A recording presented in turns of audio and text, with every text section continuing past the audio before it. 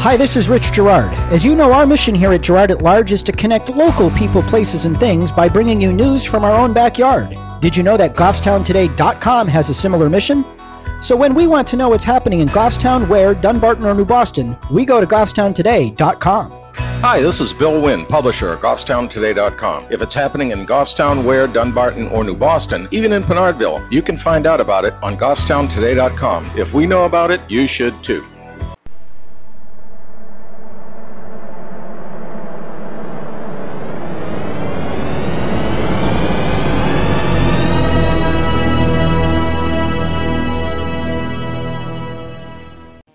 Live from our super secret studios above Jacques' Flower Shop, this is Girard at Large. Yeah, baby!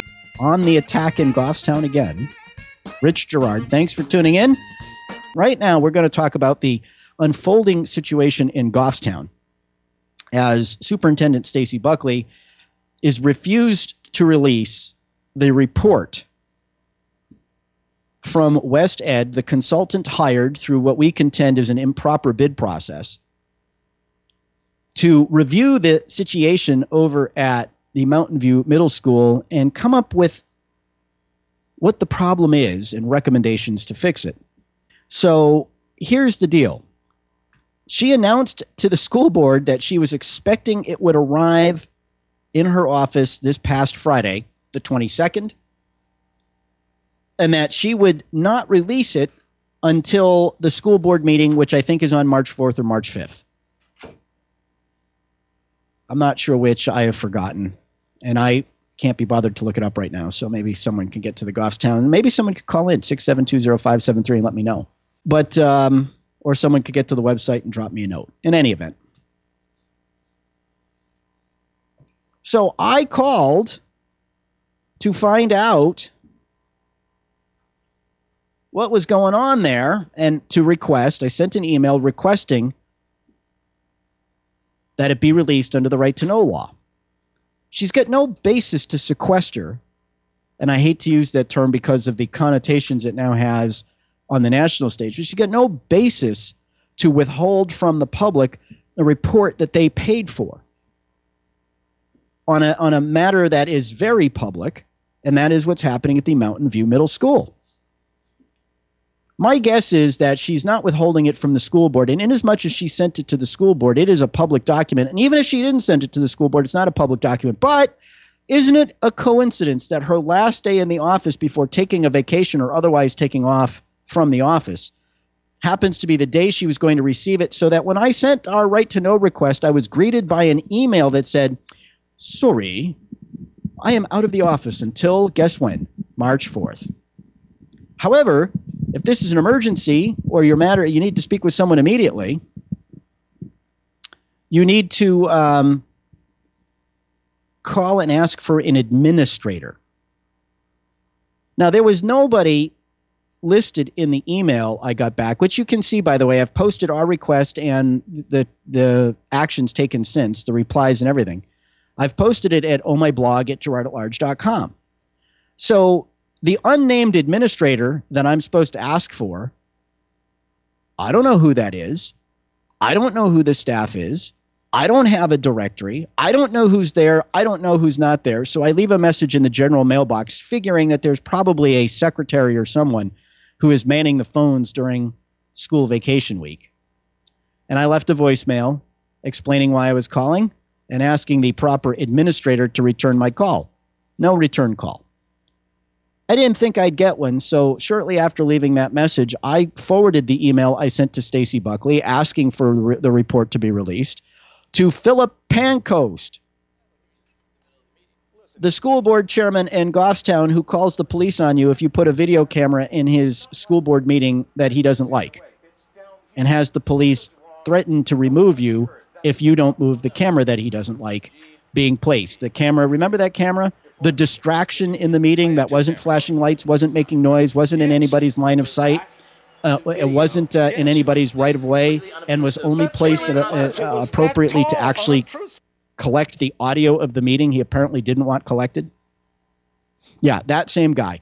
No reply from Phil Pancoast about the request. So it appears that the town of Goffstown, the school district of Goffstown, the taxpayers in Goffstown, by a conveniently placed vacation with sufficiently ambiguous administrator, with a sufficiently ambiguous administrator left behind as a contact for the vacationing Stacy Buckley, and the silence of its school board chairman, is going to attempt to thwart the right of the public to know what that report says.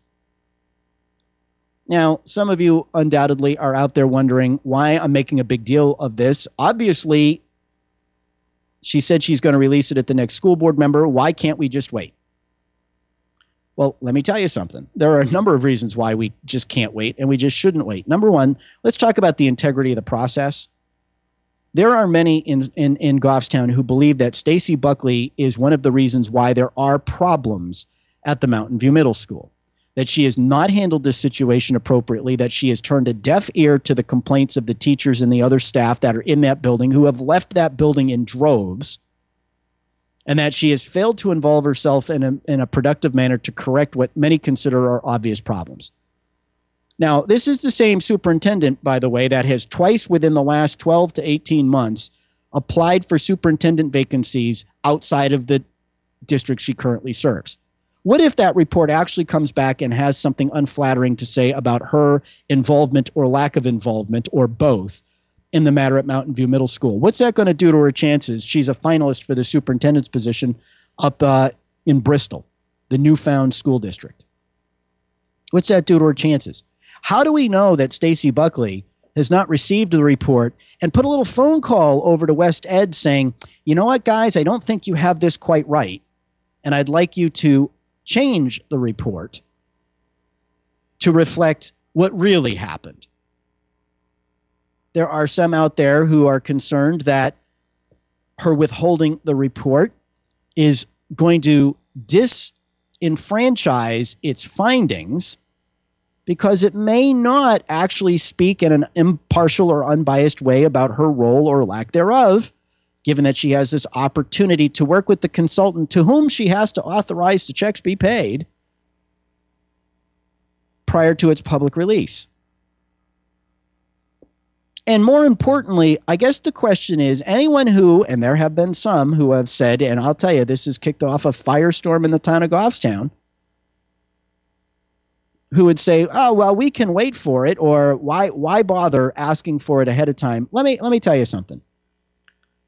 If the premise is that the elected officials get to decide what you get to see and when you get to see it, then you have to understand that you have surrendered your authority as a citizen in this area. Why should not the citizens of Goffstown, the parents who send their children to that school, whether they're from Goffstown, New Boston, or Dunbarton, why should they not have the opportunity to review that report prior to the school board meeting at which it is allegedly going to be unveiled, and during the public comment session have the opportunity to ask their questions, offer their comments, and otherwise make their voice known and heard? We need to remember in the state of New Hampshire, we need to remember in the United States of America, we need to remember that those who are elected to public office, whether it's the Board of Selectmen, the school board, the dog catcher, the state representative, the senator at the state or federal level, the president of the United States, the governor, there are the welfare commissioner in Manchester, the fire chief in Litchfield, the road agent in New Boston, or wherever else it is.